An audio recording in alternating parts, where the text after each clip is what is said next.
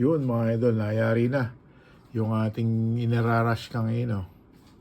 Dugtong-dugtong lang. Tagpi-tagpi. Di ko na pinagbuti mga idol kasi ang hinabol ko, mayari ko talaga ngayon para malipat ko na to. Yung mga samon. Kasi kanginang maga may namatay na isa eh. Sayang naman. Nandun kasi sila sa lalagyan ng ano. Medyo hindi komportable. Ay, naging blurred na. Yun. Ayan, oh. So pinakamaganda mga idol. Yan, medyo naipit siya eh. Malikot kasi nung nililipat ko. Ayan na sila, oh. At least dyan, marerelax sila. 3x3 yung kanilang ano. Hindi ko naman alam kung may magmumult dito. Hindi ko naman nasilip. Kung matured na ba sila, ano. Ayan, ang ganda, oh. Payat eh.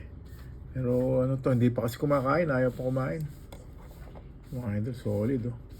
Pasok. Uy, naipit pa. Ayan. Mga rita-ritaso lang. Pinagtagni-tagni lang natin. Pero solid naman. Tulungan maayos. Yan. Ayos mga idol.